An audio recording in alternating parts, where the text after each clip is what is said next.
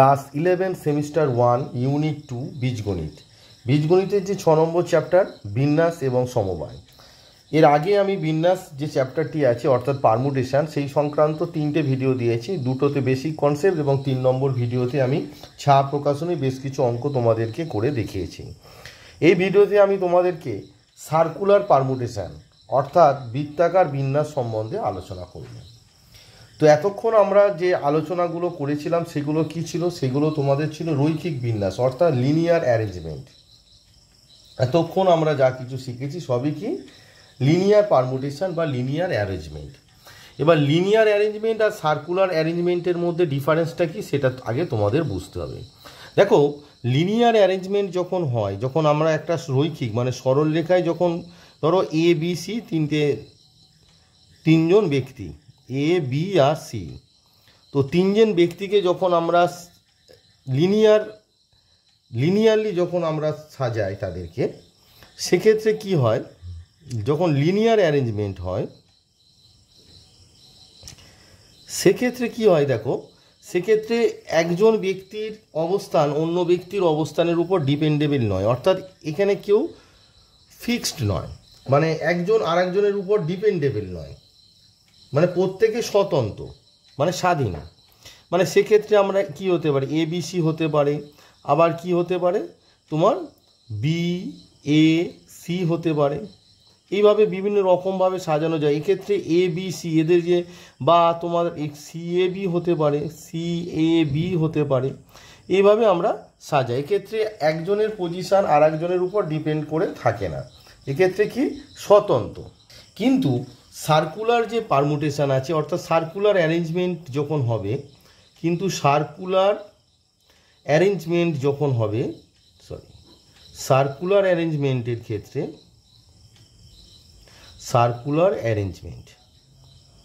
এক্ষেত্রে কি হয় দেখে নাও। ধরো এ বি সি তিনজনকে একটা তুমি সার্কুলার একটা টেবিল আছে, তিনজন ব্যক্তি আছে এ বি সি, তাদেরকে তুমি বসাচ্ছ, তাহলে একটা টেবিল আছে। তো এক্ষেত্রে কি হয়, এখানে যে তোমাদের লিনিয়ার অ্যারেঞ্জমেন্টে কি ছিল, বস্তুগুলো কি ছিল, মানে কেউ কারোর উপর ডিপেন্ডেবল নয়, মানে স্বতন্ত্র বা স্বাধীন। প্রত্যেকের পজিশান, মানে লিনিয়ার অ্যারেঞ্জমেন্টের ক্ষেত্রে পজিশানটা কি ছিল, প্রত্যেকের পজিশান কি ছিল, ইন্ডিপেন্ডেন্ট অর্থাৎ স্বাধীন স্বতন্ত্র। প্রত্যেকের পজিশান কি ছিল, অ্যাবসোলিউট পজিশান মানে স্বতন্ত্র পজিশান, প্রত্যেকের স্বতন্ত্র পজিশান ছিল। কিন্তু সার্কুলার যখন অ্যারেঞ্জমেন্ট হবে তখন কি হয়, ধরো এ বি আর সি তিনজন ব্যক্তিকে আমরা একটা গোল টেবিলে বসিয়েছি। দেখো তিনজন টেবিলে বসেছে, তা তিনজন টেবিলে যখন বসছে, ধরো এখানে এ বসেছে, এখানে বি বসেছে আর এখানে সি বসেছে। এর যা অবস্থান, আবার দেখো ওই গোল টেবিলে এখানে বি বসেছে, এখানে এ বসেছে আর এখানে সি বসেছে, এই দুটো সেম, মানে 1 নম্বর আর 2 নম্বর হচ্ছে সেম। এদেরকে আমরা আলাদা ধরবো না। কেন? এক্ষেত্রে ওই লিনিয়ারের সঙ্গে সার্কুলার এটাই হচ্ছে ডিফারেন্স।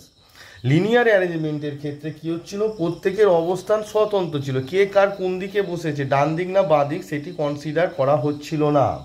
তো দেখো এই দুটো অ্যারেঞ্জমেন্ট সেম, দুটো সেম অ্যারেঞ্জমেন্ট। কেন দুটো সেম অ্যারেঞ্জমেন্ট? তো এই দুটো সেম অ্যারেঞ্জমেন্ট কেন? কারণ দেখো প্রথম ক্ষেত্রে এর মানে যদি তুমি এতে থাকো, দেখো এর কি আছে, ডান দিকে বি আর বাঁ দিকে সি আছে, ডান দিকে বি বাঁ দিকে সি আছে, এই যে অ্যারেঞ্জমেন্টটা আছে। এক্ষেত্রেও দেখো এর ডান দিকে বি আর বাঁ দিকে সি আছে, তাহলে দুটো অ্যারেঞ্জমেন্ট সেম। এক্ষেত্রে কি পজিশানটা ম্যাটার করে, মানে বি আর সি এর পজিশানটা এর উপর ডিপেন্ড করছে। তাহলে সার্কুলার অ্যারেঞ্জমেন্ট আর লিনিয়ার অ্যারেঞ্জমেন্ট অর্থাৎ সার্কুলার পারমুটেশন আর লিনিয়ার পারমুটেশনের মেন পার্থক্যটা কি?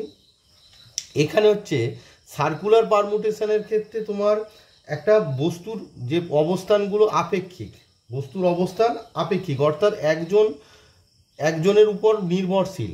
আপেক্ষিক মানে কোনো একজনকে স্থির ধরে নেওয়া হয়, কোনো একটা বস্তুর অবস্থানকে স্থির ধরা হয়। মানে সার্কুলার যে অ্যারেঞ্জমেন্ট হয় এখানে কি হয় না, কোনো বস্তুর অবস্থানকে কোনো একটি বস্তুর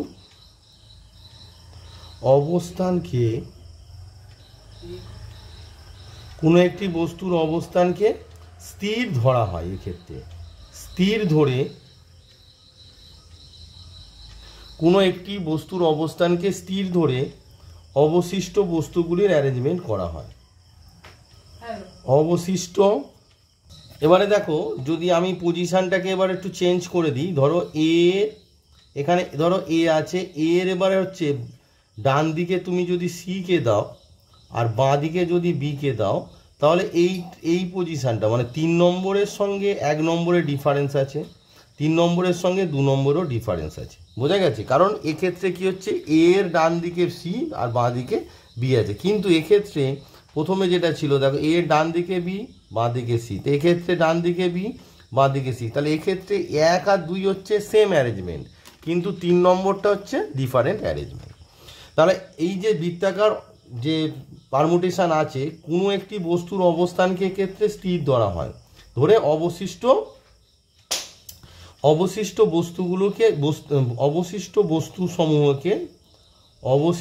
বস্তু সমূহকে অ্যারেঞ্জমেন্ট মানে সাজানো হয়, সমূহকে সাজানো হয়। এবার দেখো লিনিয়ার অ্যারেঞ্জমেন্ট যখন হতো, এর আগে আমরা যখন শিখেছি লিনিয়ার অ্যারেঞ্জমেন্ট যখন হতো মানে লিনিয়ার পারমুটেশন যখন হয়েছিল, তো সেখানে আমরা কি শিখেছিলাম লিনিয়ার পারমুটেশনের ক্ষেত্রে, না n সংখ্যক বস্তুকে একত্রে নিয়ে বিন্যাস সংখ্যা, n সংখ্যক বিভিন্ন বস্তুকে আমরা কি জানি, না n সংখ্যক বিভিন্ন বস্তুকে আমরা ফ্যাক্টোরিয়াল n উপায়ে বিন্যাস করতে পারতাম। n সংখ্যক বস্তুকে ফ্যাক্টোরিয়াল n সংখ্যক বস্তুকে ফ্যাক্টোরিয়াল n রকম উপায়ে বিন্যাস করা যায়, n রকম উপায়ে বিন্যাস করা যায়, বিন্যস্ত করা যায়। এবার সার্কুলার পারমুটেশনের ক্ষেত্রে কি হচ্ছে, না সার্কুলার পারমুটেশনের ক্ষেত্রে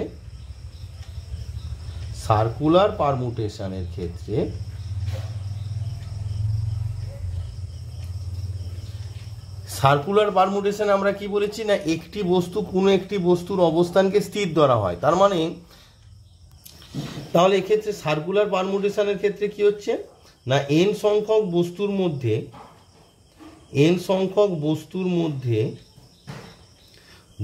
মধ্যে একটি বস্তুর অবস্থানকে স্থির ধরে মানে তার সাপেক্ষে, মানে যেরকম আমি এক্সাম্পল তোমাদের একটু আগে দিলাম, যে দেখো দুটো এক্সাম্পল দিলাম, যে এর যে অবস্থানটাকে আমরা ফিক্স ধরেছি, তাহলে বি আর সি এর অ্যারেঞ্জমেন্ট হচ্ছে এখানে, মানে বি আর সি কি ডান দিক বাঁ দিক আছে, এই যে অ্যারেঞ্জমেন্টটা হচ্ছে, তাহলে n সংখ্যক বস্তুর মধ্যে একটি বস্তুর অবস্থানকে স্থির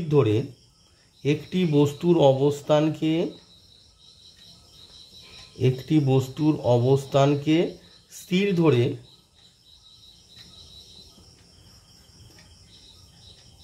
অবশিষ্ট, তাহলে একটা বস্তুর অবস্থান যদি স্থির হয়, তাহলে অবশিষ্ট পড়ে আছে কত, n-1টি বস্তুর, অবশিষ্ট n-1টি বস্তুকে n-1 ফ্যাক্টোরিয়াল উপায়ে বিন্যাস করা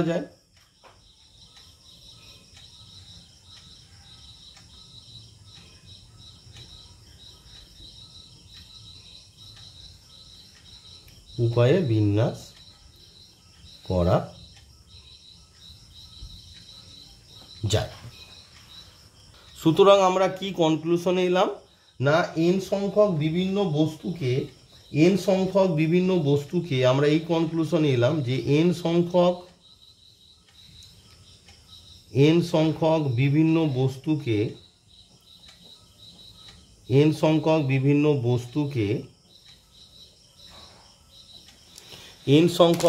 বস্তুকে আমরা কি না ফ্যাক্টোরিয়াল n-1 ফ্যাক্টোরিয়াল রকম উপায়ে n-1 ফ্যাক্টোরিয়াল রকম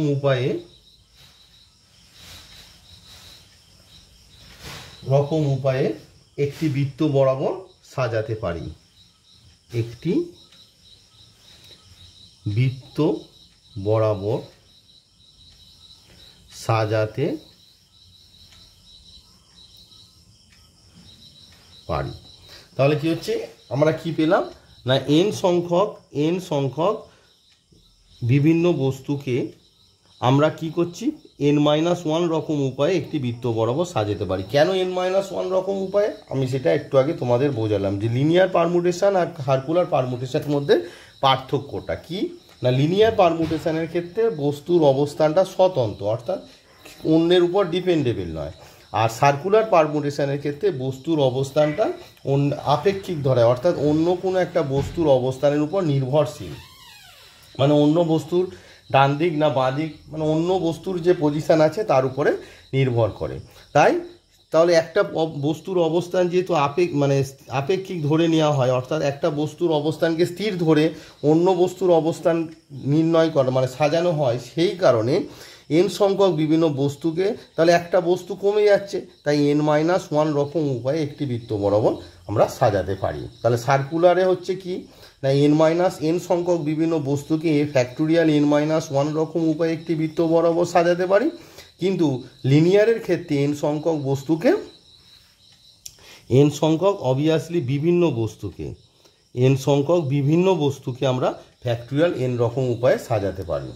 লক্ষ্য করে দেখো, এই সার্কুলার মোশনের ক্ষেত্রে ধরো ABC, তাহলে এটাকে যদি আমরা কি ধরি ক্লকওয়াইজ ধরি, মানে ACB যে অবস্থানটা ACB, এই যে অবস্থানটা আমরা যদি ক্লকওয়াইজ ধরি, আর এইখানে যে আছে দেখো CAB, এই যে CAB, এটা এক্ষেত্রে কি হয়ে গেছে, মানে এর পর সি আছে, এর পর সি এর অবস্থানটা এবার কি হয়ে গেছে না অ্যান্টি ক্লকওয়াইজ। এটা কি হয়েছে অ্যান্টি ক্লকওয়াইজ। তো সার্কুলার মোশনের ক্ষেত্রে কি ক্লকওয়াইজ আর অ্যান্টি ক্লকওয়াইজ, সার্কুলার পারমুটেশনের ক্ষেত্রে ক্লকওয়াইজ এবং অ্যান্টি ক্লকওয়াইজ দুটি কি হয়, দুটি হচ্ছে বিভিন্ন হয়। মানে সার্কুলার পারমুটেশনের ক্ষেত্রে মানে ক্লকওয়াইজ আর অ্যান্টি ক্লকওয়াইজ, তাহলে সার্কুলার পারমুটেশনের ক্ষেত্রে কি ক্লকওয়াইজ আর অ্যান্টি ক্লকওয়াইজ বিন্যাসটা কি বিভিন্ন, মানে আলাদা। তাহলে সার্কুলার পারমুটেশনের ক্ষেত্রে ক্লকওয়াইজ অ্যান্ড অ্যান্টি ক্লকওয়াইজ বিন্যাস আলাদা, মানে আলাদা ধরা হয় আর কি, বিন্যাস আলাদা। এবার কিছু সার্কুলার পারমুটেশন আছে যেখানে হচ্ছে যদি আলাদা হয় সেক্ষেত্রে আমাদের পারমুটেশনের সংখ্যাটা কত হচ্ছে না n সংখ্যক বিভিন্ন বস্তুকে ফ্যাক্টোরিয়াল n রকম উপায়ে আমরা সাজাতে পারি যদি ক্লকওয়াইজ আর অ্যান্টি ক্লকওয়াইজ আলাদা হয়। এবার কিছু কিছু ক্ষেত্রে ক্লকওয়াইজ আর অ্যান্টি ক্লকওয়াইজ আলাদা হয় না। এবারে যেটা হচ্ছে যে n সংখ্যক বিভিন্ন রকমের ফুল দিয়ে কত রকমের মালা তৈরি করতে পারি। দেখো, মালা তৈরি করার ক্ষেত্রে একটা প্রবলেম যেটা আছে, যেটা আমরা কনসিডার করি না, সেটি হচ্ছে একটু আগে যেটা আমি বললাম যে মালা তৈরি করার ক্ষেত্রে ক্লকওয়াইজ এবং অ্যান্টি ক্লকওয়াইজ বিন্যাস আলাদা নয়। মালা তৈরি করার ক্ষেত্রে ক্লকওয়াইজ অ্যান্ড অ্যান্টি ক্লকওয়াইজ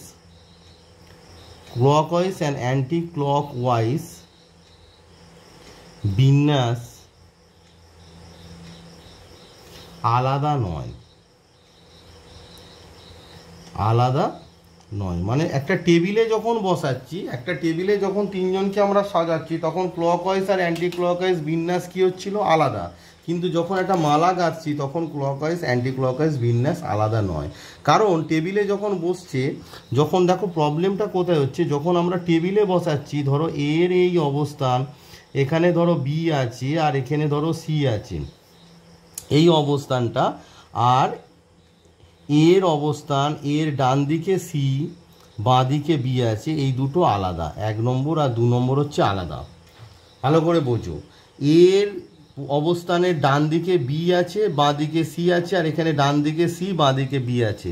তাহলে এই যে দুটো অবস্থান, দিস আর কি ডিফারেন্ট, এটি হচ্ছে আলাদা, এটা হচ্ছে আলাদা, কারণ এটা ক্লকওয়াইজ আর অ্যান্টি ক্লকওয়াইজ মেনটেন করা হয়েছে। কিন্তু যখন ধরো একটা মালার ক্ষেত্রে, মালা একটা তুমি তৈরি করছো, ভালো করে বোঝো ব্যাপারটা। ধরো একটা মালা তৈরি করছো, ধরো 3টে ফুল আছে, এরকম একটা মালা তৈরি করছো। তো 3টে ফুলের ধরো এখানে পজিশান ধরে নাও তোমার সি। মালার ক্ষেত্রে এই যে এ বি সি, মানে তোমার যে এর ডান দিকে বি আর বাঁ দিকে সি, আর এখানে আছে এর ডান দিকে সি আর বাঁ দিকে বি, দুটো সেম। মালার ক্ষেত্রে এই দুটো কি সেম, কারণ সেম কেন, কারণ ধরো একটি মালা তোমার রাখা আছে, তো এই যে এ ডান দিকে বি আর বাঁ দিকে সি, আর এখানে মালাটার কি হয়েছে না, তোমার এই যে এর পজিশান আছে, এখানে যে মালাটা আছে দেখো, এর কি ডান দিকে ধরো সি আর বাঁ দিকে তুমি বি ধরে নিলে, ঠিক আছে। এবার কি করছো তুমি, বি সমেত যদি এটাকে এরকম উল্টে দাও, যখন উল্টে দেবে তাহলে বিটা কোথায়, তোমার ডান দিকে চলে আসবে আর সিটা বাঁ দিকে চলে যাবে। সেই কারণে যেহেতু মালাটাকে উল্টানো যায়, উল্টানো যায়, তাই কি হয়ে যাচ্ছে তোমার, মালা যেহেতু উল্টে যাচ্ছে, তাই এ বি সি আর এ সি বি দুটো সেম হয়ে যাবে। অর্থাৎ ভালো করে বোঝো, ধরো এর ডিফারেন্স পজিশান কখন হবে, যদি ডান দিকে সি আর বাঁ দিকে বি থাকে। এবার আমরা মালাটাকে উল্টে নিচ্ছি, ভালো করে দেখো, মালাটাকে এইভাবে উল্টে নিচ্ছি, তাহলে এই যে বিটা যদি যখন উল্টে যাবে, যখন বিটা উল্টে যাবে, তখন বিটা সি এর জায়গায় চলে আসবে আর সিটা বি এর জায়গায় চলে যাবে, তার মানে এইটার সঙ্গে সেম হয়ে গেল। বোঝা গেল? সেই ক্ষেত্রে যখন আমরা এন সংখ্যক বিভিন্ন রঙের ফুল দিয়ে মালা তৈরি করব, সেক্ষেত্রে কী হয়, অ্যান্টি ক্লকওয়াইজ আর ক্লকওয়াইজ বিন্যাসটা আমরা আলাদা নয়। যেহেতু অ্যান্টি ক্লকওয়াইজ আর ক্লকওয়াইজ বিন্যাস আলাদা নয়, সেক্ষেত্রে এন সংখ্যক বিভিন্ন রঙের ফুল দিয়ে কত রকম মালা তৈরি করতে পারি না, আমরা n-1 রকম উপায়ে তো আমরা বিন্যাস করতে পারি। আর যেহেতু ক্লকওয়াইজ আর অ্যান্টি ক্লকওয়াইজ বিন্যাস আলাদা নয়, তাই আমরা 2 দিয়ে কী করবো, ডিভাইড করে দেবো। তাহলে মালা এন সংখ্যক বিভিন্ন রঙের ফুল দিয়ে কত রকম উপায়ে মালা তৈরি করতে পারি না, n-1 ফ্যাক্টোরিয়াল বাই টু, কারণ সেক্ষেত্রে ক্লকওয়াইজ আর অ্যান্টি ক্লকওয়াইজ বিন্যাসটা আলাদা নয়, মানে সেম, অভিন্ন, সেম, সেক্ষেত্রে সেম মানে একই। ক্লকওয়াইজ আর অ্যান্টি ক্লক কেন একই, কারণ বলে দিলাম, দেখো মালার ক্ষেত্রে ধরো এই যে এ এর পজিশান, ধরো এখানে এ আছে, এখানে ধরো এখানে তোমার এখানে এ আছে, এখানে ডান দিকে বি, বাঁ দিকে সি।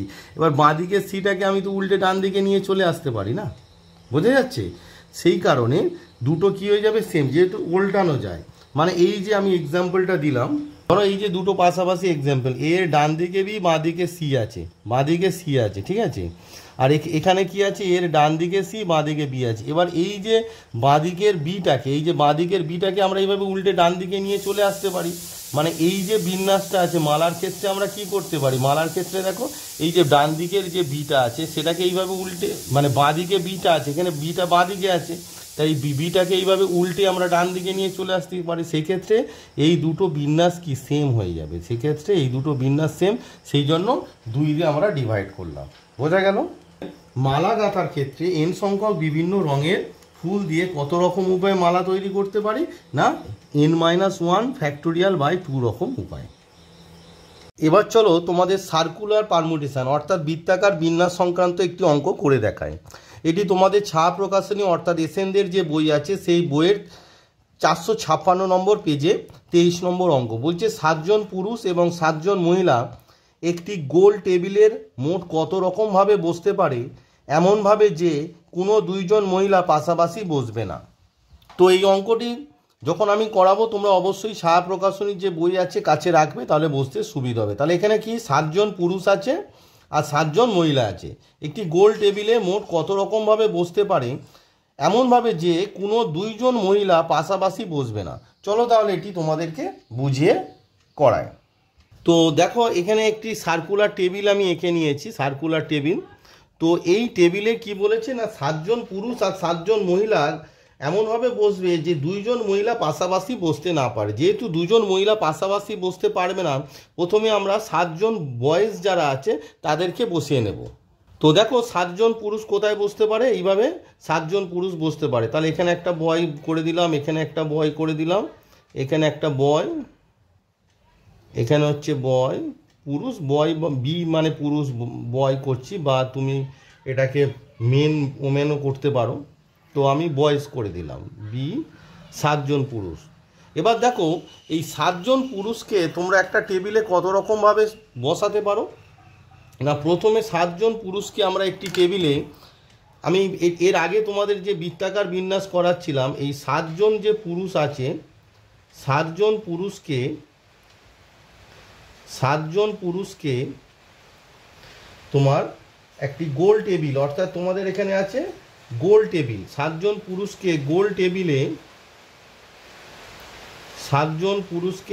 টেবিলে আমরা কত রকমভাবে বসাতে পারি না। n-1 ফর্মুলা শিখিয়েছিলাম, এখানে n মান হচ্ছে 7, তাহলে 7 - 1 ফ্যাক্টোরিয়াল সমান কত না 7 - 1 মানে হচ্ছে ফ্যাক্টোরিয়াল 6 রকম উপায়ে বসাতে পারি, ফ্যাক্টোরিয়াল 6 রকম উপায়ে বসাতে পারি।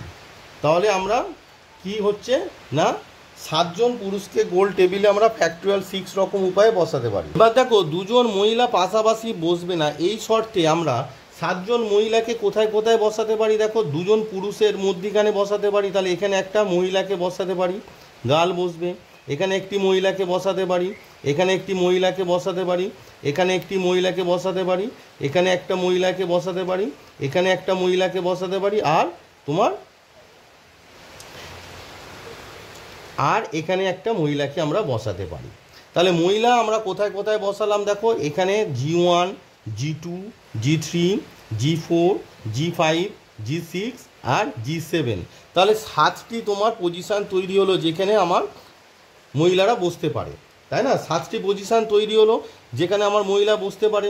এবার এই যে 7টি অবস্থান তৈরি হয়েছে, পজিশান তৈরি হয়েছে, 7টি অবস্থানে 7জন মহিলাকে আমরা কত রকমভাবে বসাতে পারি না ফ্যাক্টোরিয়াল 7 রকম উপায়ে বসাতে পারি। তাহলে দেখো আমি লিখে নিলাম যে উৎপন্ন 7টি অবস্থানে 7জন মহিলাকে আমরা কি না ফ্যাক্টোরিয়াল 7 রকম উপায়ে বসাতে পারি, ফ্যাক্টোরিয়াল 7 রকম উপায়ে বসাতে পারি। এবার বলবে স্যার এটা তো বৃত্তাকার বিন্যাস ছিল, তাহলে কেন ফ্যাক্টোরিয়াল 7 হবে না। প্রথমে আমি বালক যারা ছিল তাদের অবস্থানটাকে তোমার ফিক্সড করে তাদের বৃত্তাকারে আগে বসিয়ে নিয়েছি, মানে গোল টেবিলে বসিয়ে নিয়েছি, সেই জন্য তাদের 7জন বালককে আমরা ফ্যাক্টোরিয়াল 7 - 1 মানে ফ্যাক্টোরিয়াল 6 রকম উপায়ে বসতে পারি। এবার এই যে দুটো বালকের মিডিলে একটি করে গাল বসবে, মানে দুটো গালের মিডিলে একটা করে বালক থাকবে, তবেই তো দুটো মানে তোমার মহিলা এক পাশাপাশি থাকবে না। সেক্ষেত্রে কোন কোন পজিশানে বসতে পারে, এই দেখো এই দুটো বালকের মিডিলে একটা পজিশান, এই দুটো বালকের মিডিলে একটা পজিশান, এই দুটো বালকের মিডিলে একটা পজিশান, এইভাবে মোট 7টা পজিশান ক্রিয়েট হয়েছে।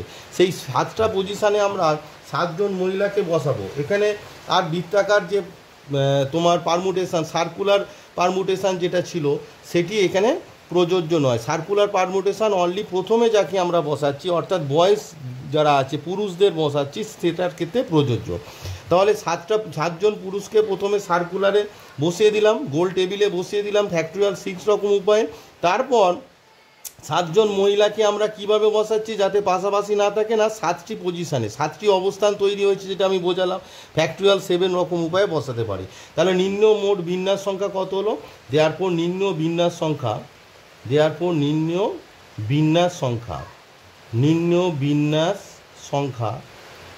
কত হবে না। এই যে দুটো ঘটনা কি হয়েছে সাইমালটেনিয়াসলি, মানে একত্রিত হয়েছে, মানে প্রথমে বয়েজ এবং তারপর গার্লস বসেছে, তাই একত্রিত হওয়ার কারণে মাল্টিপ্লিকেশান রুল অ্যাপ্লাই হবে।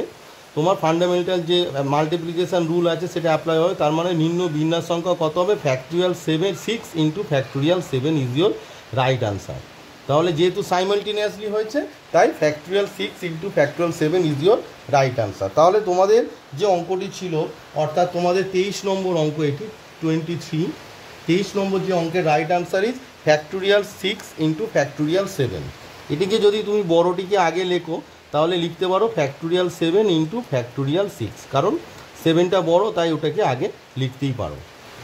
চলো তাহলে কোন অপশান এটি আছে দেখা যাক। তাহলে দেখো তোমাদের 23 নম্বর যে অঙ্কটির option B factorial 7 into factorial 6 is your right answer. এই ধরনের অঙ্ক থাকলে যাদের কোনো শর্ত নেই, অর্থাৎ পুরুষরা যে বসবে তাদের যেহেতু কোনো শর্ত নেই তাই তাদেরকে আগে তুমি সাজিয়ে নেবে, তারপরে তোমার অবশিষ্ট যারা আছে তাদের ওই গ্যাপে গ্যাপে বসিয়ে মোট 7টি পজিশান হয়েছে, তাই ফ্যাক্টোরিয়াল 7 রকম উপায়ে মহিলা মানে পুরুষদের বসানো যাবে গোল টেবিল, সেই জন্য 7 - 1 ফ্যাক্টোরিয়াল অর্থাৎ ফ্যাক্টোরিয়াল 6 ইন্টু পরবর্তীকালে মহিলাদের বসাবো আমরা ফ্যাক্টোরিয়াল 7 রকম উপায়ে। এবারে চলো তোমাদের 24 নম্বর অঙ্কটি করে দেখায়।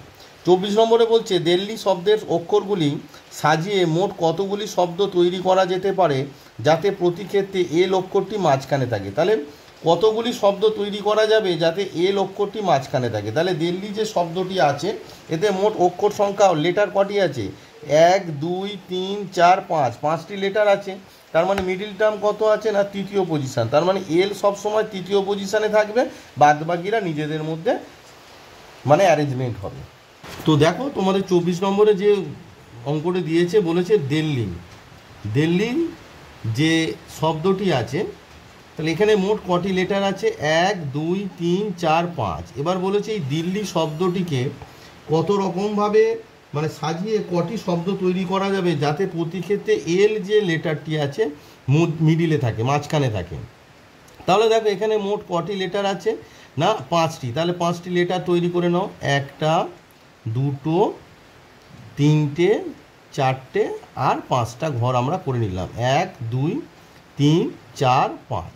তো যেহেতু 5টি লেটার আছে তাহলে মাঝখানে কী হবে? মিডিল টার্ম হবে। তো তোমরা জানো যে 5 + 1/2 হচ্ছে মিডিল টার্ম, অর্থাৎ 6/2, অর্থাৎ তৃতীয় পদটি হচ্ছে মিডিল টার্ম। তার মানে এল সবসময় কী হবে না তৃতীয় পজিশানে তোমার এলটা সবসময় বসবে। তাহলে এল যদি তৃতীয় পজিশানে বসে তাহলে অবশিষ্ট ফাঁকা পজিশান কোথায় আছে না অবশিষ্ট যে পজিশান কটি আছে না তোমার 1 নম্বর পজিশান, 2 নম্বর পজিশান, 4 নম্বর পজিশান আর 5 নম্বর পজিশান। তাহলে এলকে মাঝখানে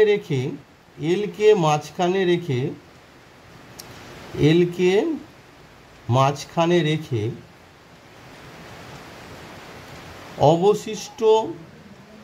অবশিষ্ট কটি পজিশান আছে? অবশিষ্ট 4টি অবস্থানে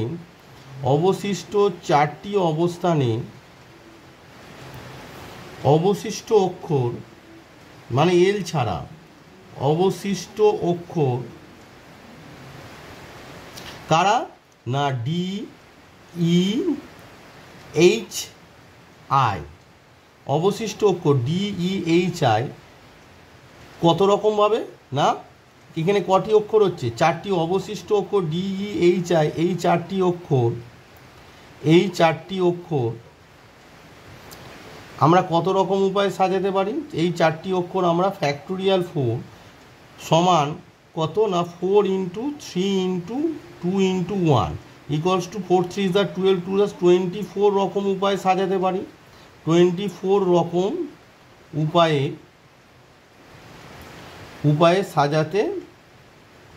উপায়ে সাজাতে পারি। তাহলে যেহেতু এই অবশিষ্ট 4টি অবস্থানে 4টি অক্ষরকে আমরা কি করতে পারি না ফ্যাক্টোরিয়াল 4 অর্থাৎ কত না 24 রকম উপায়ে সাজাতে পারি। অতএব অর্থাৎ এলকে মাঝখানে রেখে আমরা কটি শব্দ পেলাম না 24টি শব্দ পাবো। অতএব নির্ণয় শব্দ সংখ্যা কটি? অতএব নির্ণয় শব্দ সংখ্যা সমান কটি না 24। তাহলে নির্ণয় শব্দ সংখ্যা কত? 24। তো 24 নম্বর অঙ্কের রাইট আনসার ইজ 24। তাহলে 24 নম্বর অঙ্কের যে আমার আনসার 24 এসেছে এটি কোন অপশানে আছে সেটি দেখা যাক। তাহলে দেখো তোমাদের 24 নম্বর যে অঙ্কটি তার right answer is option B 24, কারণ আমার আনসার 24 এসেছে তা সেটি অপশান বিতে আছে, তাহলে option B 24 is the right answer.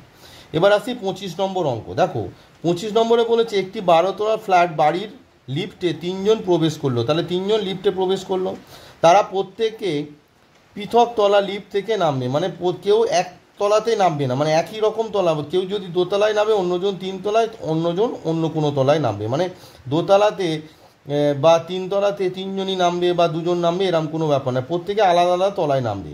Lift যদি দ্বিতীয় তলা না দাঁড়ায় তাহলে মোট কতগুলি উপায়ে তারা লিফট থেকে নামতে পারে? তাহলে দ্বিতীয় তলাটা যেহেতু লিফট দাঁড়াচ্ছে না, তাই ওই তলাটা তোমার হিসাবের বাইরে চলে যাবে।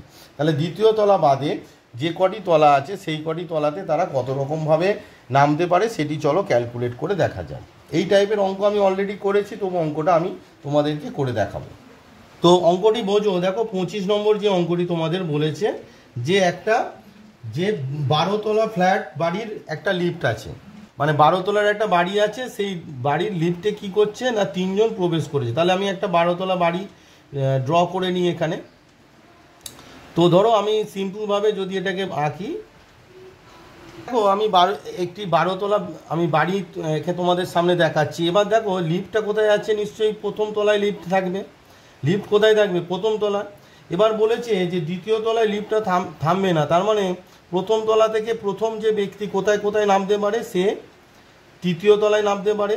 প্রথম যে ব্যক্তি, ফার্স্ট যে পার্সন আছে, প্রথম ব্যক্তি যে নামবে সে তৃতীয় তলায় নামতে পারে, সে চতুর্থ তলায় নামতে পারে, সে পঞ্চম তলায় নামতে পারে, সে ষষ্ঠ তলায় নামতে পারে, সে সপ্তম তলায় নামতে পারে, সে অষ্টম তলায় নামতে পারে, সে নবম তলায় নামতে পারে, সে দশম তলায় নামতে পারে, সে 11তম তলায় নামতে পারে, আবার সে 12 তলায় নামতে পারে। মানে সে কত রকম, প্রথম যে ব্যক্তি কত রকমভাবে নামতে পারে না 1 2 3 4 5 6 7 8 9 10, অর্থাৎ প্রথম ব্যক্তি কি হচ্ছে না 10 রকম উপায়ে নামতে পারে।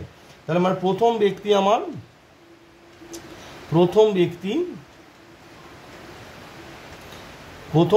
10 রকম উপায়ে নামতে পারে, 10 রকম উপায়ে নামতে পারে, 10 রকম উপায়ে সে নামতে পারে। এবার দেখো দ্বিতীয় যে ব্যক্তি, সাপোজ ধরে নাও প্রথম ব্যক্তি আমি ধরে নিলাম যে তৃতীয় তলায় নেমেছে, তাহলে তৃতীয় তলাটা বাদ চলে গেল, তাহলে প্রথম ব্যক্তি কোথায় নেমেছে না তৃতীয় তলায়, এই তলাটাতে সে নেমেছে। তাহলে তৃতীয় তলাটাতে আর দ্বিতীয় ব্যক্তি নামতে পারবে না, কারণ তারা প্রত্যেকে আলাদা আলাদা তলায় নেমেছে। তাহলে 2 নম্বর যে ব্যক্তি হবে সে কোথায় নামতে পারে, সে হচ্ছে তোমার চতুর্থ তলায়, কারণ দ্বিতীয় তলাটা বাদ, ওখানে লিফট থামবে না, আর তৃতীয় তলায় অলরেডি একজন নেমে গেছে। তাহলে সে কোথায় নামতে পারে, চতুর্থ, সে নামতে পারে পঞ্চম, সে নামতে পারে ষষ্ঠ তলা, সপ্তম তলা, অষ্টম তলা, নবম তলে, দশম তলে, 11তম তলে আর 12তম তলে। অর্থাৎ সে কত রকমভাবে নামতে পারে দেখো, 1 2 3 4 5 6 7 8 9। তাহলে দ্বিতীয় ব্যক্তি কত রকমভাবে নামতে পারে না দ্বিতীয় ব্যক্তি 9 রকম উপায়ে নামতে পারে। দ্বিতীয় ব্যক্তি 9 রকম উপায়ে নামতে পারে। এবার আমি ধরে নিলাম যে দ্বিতীয় ব্যক্তি তোমার ষষ্ঠ তলে, যে এই 9টি তলের মধ্যে কোনো একটা তলে নামবে, তো আমি ধরে নিলাম যে সে ষষ্ঠ তলে নেমেছে। তাহলে তৃতীয় ব্যক্তি ষষ্ঠ তলে আর নামতে পারবে না, তাহলে তৃতীয় ব্যক্তি 3 নম্বর যে ব্যক্তি সে কোথায় কোথায় নামতে পারবে, সে চতুর্থ তলে নামতে পারবে, সে পঞ্চম তলে নামতে পারবে, সে সপ্তম তলে নামতে পারবে, সে অষ্টম তলে নামতে পারবে, সে নবম তলে নামতে পারবে, সে দশম তলে নামতে পারবে, সে 11তম তলে নামতে পারে, সে 12 নম্বর তলে নামতে পারে। অর্থাৎ সে দ্বিতীয়, তৃতীয় এবং ষষ্ঠ তলে নামতে পারবে না। তাহলে সে কত রকমভাবে নামতে পারে, তাহলে তৃতীয় যে ব্যক্তি আছে, তৃতীয় ব্যক্তি কত রকম উপায় দেখো, 1 2 3 4 5 6 7 8, তৃতীয় ব্যক্তি তোমার 8 রকম উপায়ে নামতে পারে। তৃতীয় ব্যক্তি 8 রকম উপায়ে নামতে পারে। তাহলে তৃতীয় ব্যক্তি আমার কি পেলাম, 8 রকম উপায়ে নামতে পারে। দেখো যেহেতু এই 3টি ঘটনা কি হয়েছে একসঙ্গে, অর্থাৎ সাইমেলটেনিয়াসলি হয়েছে, তাই নির্ণয় ভিন্ন সংখ্যা কি হবে, এই যে 10 রকম উপায়, 9 রকম উপায়, 8 রকম উপায়ের গুণফল হবে। অতএব আমরা কি লিখব, আমরা লিখব মোট 10 গুণিতক 9 গুণিতক 8 ইকুয়ালস টু 720 রকম উপায়ে, 720 রকম উপায়ে 720 রকম উপায়ে তারা লিফট থেকে নামতে পারেন, লিফট থেকে নামতে পারেন। তাহলে মোট কত রকম উপায়ে তারা লিফট থেকে নামতে পারেন? আমরা কি পেলাম না 720 রকম উপায়ে তারা লিফট থেকে নামতে পারে। সেটা কিভাবে তোমাদেরকে বুঝিয়ে বললাম। এই ধরনের অঙ্ক থাকলে এইভাবে একটু ছবি এঁকে, যদি তোমাদের জাস্ট বোঝার জন্য ছবি এঁকে করো তাহলে কী হবে, তোমাদের বুঝতে সুবিধা হবে। তাহলে 25 নম্বর অঙ্কের রাইট আনসার কি 720 অর্থাৎ 720। চলো দেখা যাক কোন অপশানে আছে। তাহলে দেখো তোমাদের যে 25 নম্বর অঙ্কটি আমি এখন করলাম তার রাইট আনসার 720 এসেছে, যেটি তোমাদের অপশান এতে আছে। তাহলে 25 নম্বর অঙ্কের রাইট আনসার ইজ 720 অর্থাৎ option A 720 is the right answer. এবার আসি 26 নম্বর অঙ্ক। বলছি একটি গ্রাম থেকে শহরে যাওয়ার 5টি রাস্তা আছে, কত রকম উপায় একজন গ্রামবাসী শহরে যেতে এবং ফিরে আসতে পারে? মানে একজন গ্রামবাসী শহরে যাবে আবার শহর থেকে ফিরে আসতে পারে, মোট কত রকম উপায়ে। তাহলে একটি গ্রাম থেকে শহরে যেতে মোট 5টি রাস্তা আছে, কত রকম উপায় একজন গ্রামবাসী শহর থেকে গ্রামে যাবে আবার, মানে গ্রাম থেকে শহরে যাবে আবার শহর থেকে সে গ্রামে ফিরে আসবে। চলো তোমাদের একটু বুঝিয়ে এটি কনসেপ্টটা ক্লিয়ার করি। তো দেখো তোমাদের বলে দেওয়া আছে প্রশ্নে যে একটা গ্রাম থেকে শহরে যাওয়ার 5টা রাস্তা আছে। তাহলে ধরো গ্রাম থেকে শহরে যাওয়ার এটা 1 নম্বর রাস্তা, ঠিক আছে, 1 নম্বর রাস্তা। তারপর 2 নম্বর রাস্তা, তারপর তোমার 3 নম্বর রাস্তা, তারপর হচ্ছে তোমার 4 নম্বর রাস্তা, আর তোমার তারপর আছে 5 নম্বর রাস্তা। মোট 5টি রাস্তা আছে, ভালো করে বোঝো। তাহলে গ্রাম থেকে শহরে যাচ্ছে কটা রাস্তা আছে? 5টা রাস্তা আছে। তাহলে শহর থেকে গ্রামে যখন আসবে এই রাস্তা ধরেই আসবে, এই 5টা রাস্তাই আছে। এবার লক্ষ্য করে ধরো কোনো এই রাস্তা ধরে সে তোমার গ্রাম থেকে শহরে গেল, তাহলে এটা 1 নম্বর রাস্তা ধরে সে গ্রাম থেকে শহরে গেল। তাহলে শহর থেকে গ্রামে যখন আসবে সে কত রকমভাবে আসতে পারে? 5 রকমভাবে আসতে পারে।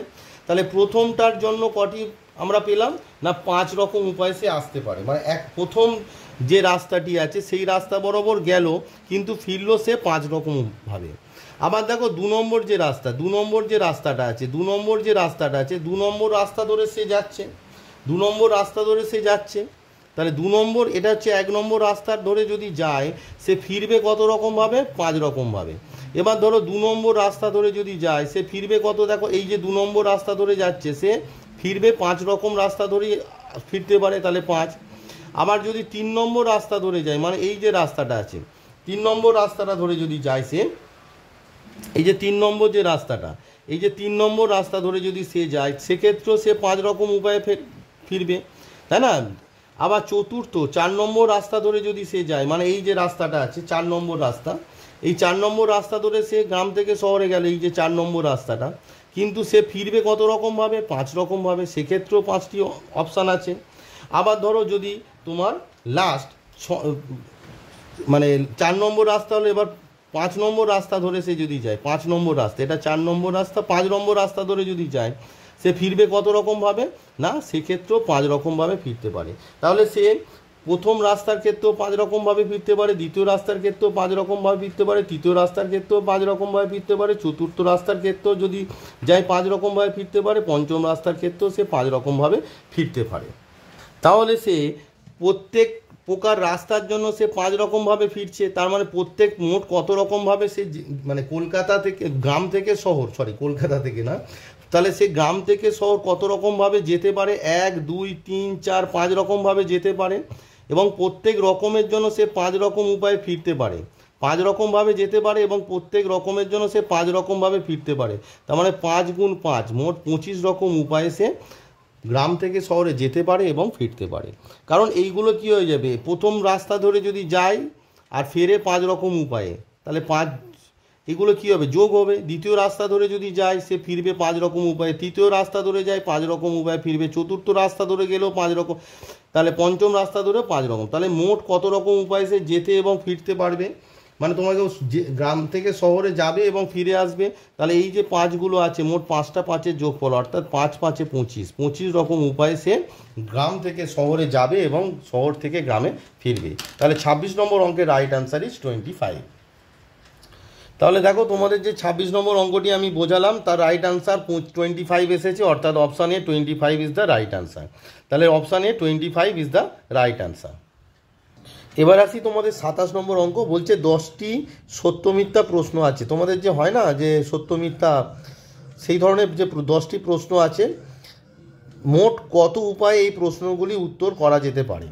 তো লক্ষ্য করে দেখো, এটি খুব ইজি প্রশ্ন, সেই কারণে আমি আর বেশি তোমাদের বলছি না। যে 10টি প্রশ্ন আছে, প্রতিটি প্রশ্নের কটি করে উত্তর হয় বলো? 2টি করে উত্তর হয়। আইদার সেটি সত্য হবে অথবা মিথ্যা হবে। মানে কেউ যদি উত্তর দেয়, সে প্রত্যেকটা প্রশ্নের জন্য কত রকমভাবে উত্তর দেবে? 2 রকমভাবে। আইদার সেটি সত্য অথবা কী হবে? মিথ্যা হবে। তাহলে প্রতিটি প্রশ্ন কত রকম উপায়ে আমরা উত্তর দিতে পারি? 2 রকম উপায়ে। তাহলে 10টি প্রশ্নের জন্য কি হবে না, 10টি 2-এর গুণফল হবে। ভালো করে শোনো, আমি কি বলতে চাইলাম, যে প্রতিটি প্রশ্ন আমরা কত রকমভাবে উত্তর দিতে পারি, মানে প্রতিটি প্রশ্ন আমরা 2 রকমভাবে উত্তর দিতে পারি, তাই তো?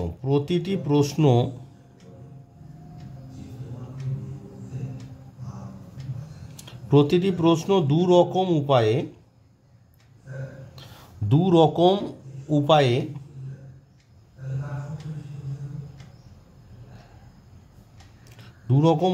উত্তর দেওয়া যায়। তাহলে মোট কটি প্রশ্ন আছে? 10টি। তাহলে 10টি প্রশ্ন কত রকম উপায়ে উত্তর দেওয়া যাবে? তাহলে এগুলো তো সাইমালটেনিয়াসলি হচ্ছে না, একই সঙ্গে মানে উত্তরগুলো দিচ্ছে।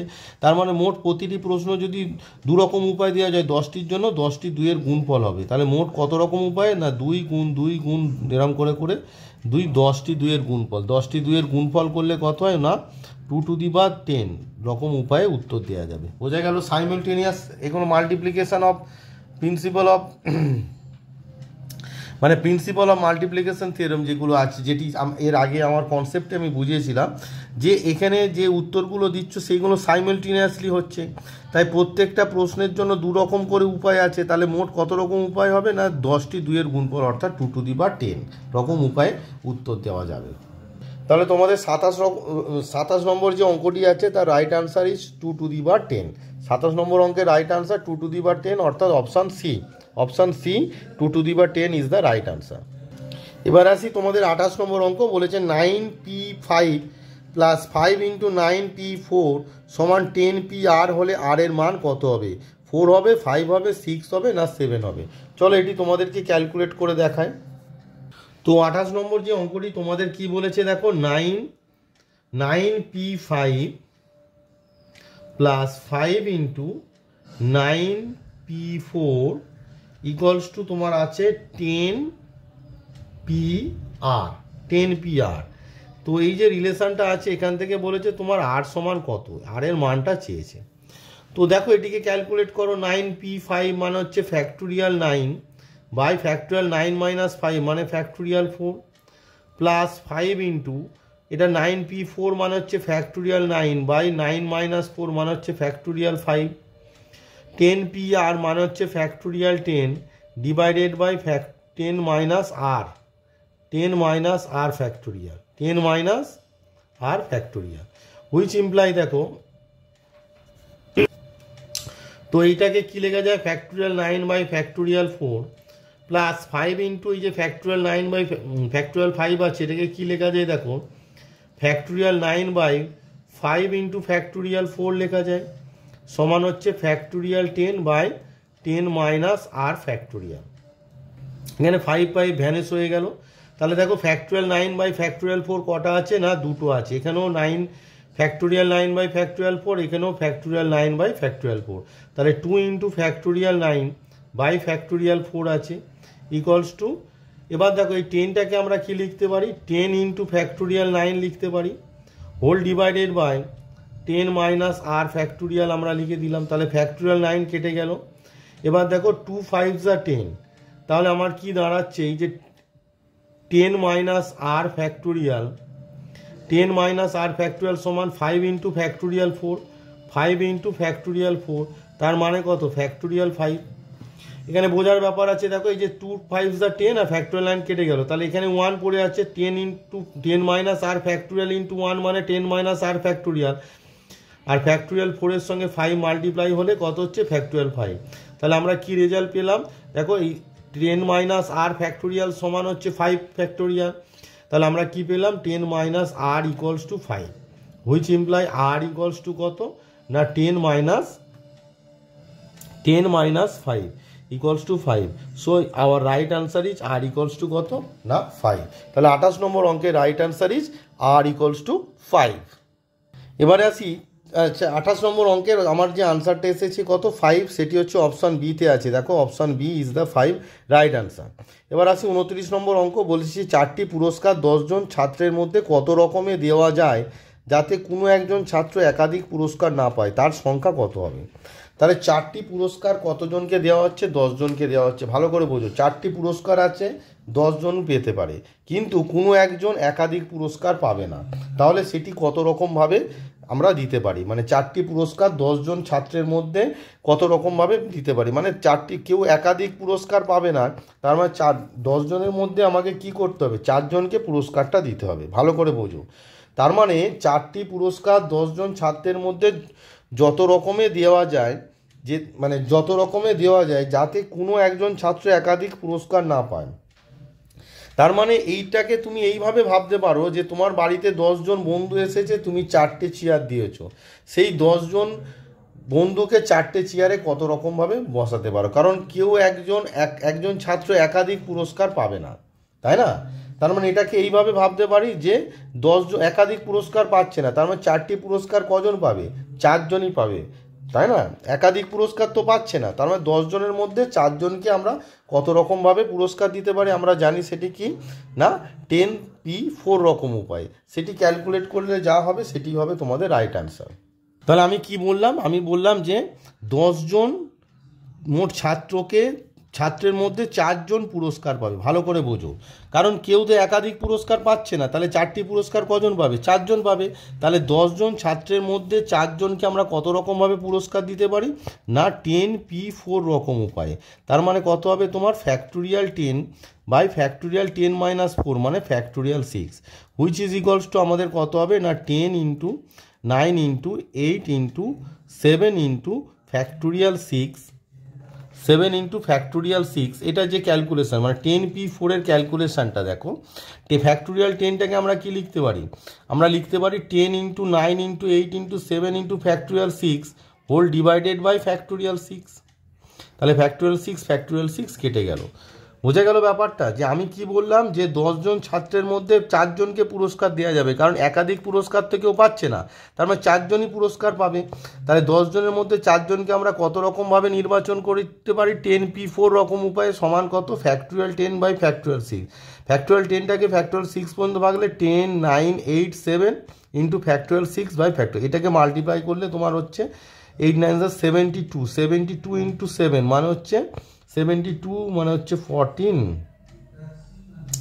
72 ইন্টু 7 মানে 7 2 দা 14 7 7 মানে 504, আর ইন্টু 10 আছে মানে তোমার রাইট আনসার হচ্ছে 5040 ইজ দ্য রাইট আনসার। মানে এই যে 10 ইন্টু 9 ইন্টু 8 ইন্টু 7 এটি মাল্টিপ্লাই করলে তোমার কত দাঁড়াচ্ছে, এটি মাল্টিপ্লাই করলে তোমার দাঁড়াচ্ছে 5040। So 5040 is your right answer. তাহলে দেখো তোমাদের যে 29 নম্বর যে অঙ্কটি আছে তার রাইট আনসার আমার এসেছে 5040, which is the option A, অর্থাৎ option A is the right answer. তাহলে 29 নম্বর অঙ্কের রাইট আনসার কত হলো না অপশান এ।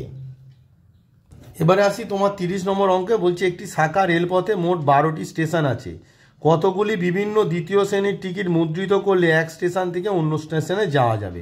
দেখো এই ধরনের অঙ্ক, মানে একটা স্টেশন থেকে অন্য স্টেশনে যাচ্ছে মোট 12টি স্টেশন। এবার দেখো প্রত্যেক স্টেশনের জন্য কটি করে টিকিট মুদ্রিত হবে, এটা হচ্ছে তোমাদের বোঝার ব্যাপার। তার মানে ধরো প্রথম যে স্টেশনটা আছে, ধরো 1 নম্বর স্টেশন, তো 1 নম্বর স্টেশন, তারপর ধরো 2 নম্বর স্টেশন, লক্ষ্য করে ধরো 1 নম্বর স্টেশন, 1 নম্বর স্টেশন থেকে মোট কটি স্টেশনে যাওয়ার টিকিট আমরা কাটতে পারি 2 নম্বর, 3 নম্বর, 4 নম্বর, 5 নম্বর, 6 নম্বর, 7 নম্বর, 8 নম্বর, 9 নম্বর, 10 নম্বর আর 11 নম্বর। অর্থাৎ 1 নম্বর স্টেশন থেকে আমরা মোট 11টি স্টেশনে যেতে পারি, তাই না? 2 3 4 5, মানে দেখো 1 2 3 4 5 6 7 8 9 10 11, 1 2 3 4 5 6 7 8 9 10 11, মোট 12টি স্টেশন আছে, মোট 12টি স্টেশন আছে, ঠিক আছে? তো 12টি স্টেশনে আমরা কটি টিকিট তাহলে মুদ্রিত করতে হবে? 1টি স্টেশনের জন্য মোট তাহলে কটি? ধরো 1 নম্বর স্টেশনের জন্য কটি হলো? 1 নম্বর স্টেশনের জন্য 11টি টিকিট মুদ্রিত করতে হবে। এরকম তাহলে একটা স্টেশনের জন্য কটি টিকিট মুদ্রিত? কারণ দ্বিতীয় নম্বর স্টেশন যদি ভাবো, তাহলে দ্বিতীয় থেকে কি হতে পারে? প্রথম স্টেশনে আসতে পারে, তৃতীয়তে যেতে পারো, চতুর্থতে যেতে পারো, পঞ্চমে যেতে পারো, ষষ্ঠে যেতে পারো, সপ্তম, অষ্টম, নবম, দশম, 11, 12। তাহলে মোট কটি টিকিট হচ্ছে দেখো? 2 থেকে 1 একটা, 2, 3, 4, 5, 6, 7, 8, 9, 10, 11।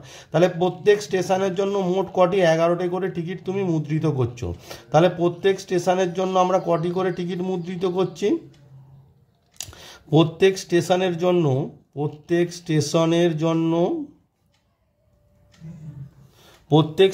জন্য 11টি করে টিকিট, 11টি করে টিকিট, প্রত্যেক স্টেশনের জন্য 11টি করে টিকিট মুদ্রিত হয়। অতএব মোট টিকিট সংখ্যা সমান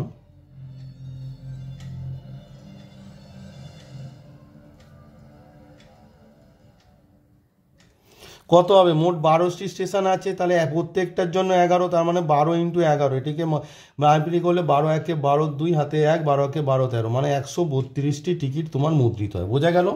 প্রত্যেক স্টেশন সে বাদে 11, মানে মোট 12টি স্টেশন আছে, তাহলে প্রত্যেক স্টেশন সে বাদে মোট 12টি করে টিকিট মুদ্রিত করতে হবে। কারণ 1 নম্বর স্টেশন থেকে 2 3 4 5 6 7 8 9 10 11 12, অর্থাৎ 11টি স্টেশনে যাওয়া যায়।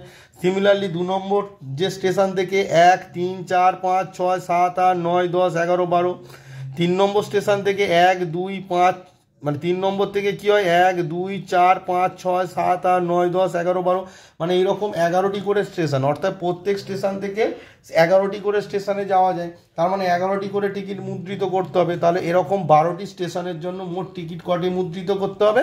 না, 12 × 11 = 132টি। তাহলে তোমাদের 30 নম্বর অঙ্কের right answer is option C 132। 30 নম্বর অঙ্কের রাইট আনসার কি হলো? না, option C 132। Option C 132 is the right answer. তো এই ভিডিওতে আমি তোমাদেরকে সার্কুলার পারমুটেশন, অর্থাৎ তোমাদের বৃত্তীয় বিন্যাস যে কনসেপ্টটা আছে সেটা বোঝালাম এবং সেই সংক্রান্ত কিছু অঙ্ক করালাম, এবং ছায়া প্রকাশনীর যে আমি এর আগের যে ভিডিওতে তোমাদের 22 পর্যন্ত করিয়েছিলাম, এই ভিডিওতে আমি 23 থেকে 30 পর্যন্ত অঙ্ক করে দেখালাম। তো তোমরা ভিডিওটা ভালো করে দেখো, অঙ্কগুলো বোঝো এবং তৈরি করো, খাতায় নোট ডাউন করে তৈরি করো। আর পরবর্তী ভিডিওতে আমি পরবর্তী যে অঙ্কগুলো আছে সেগুলো অবশ্যই করে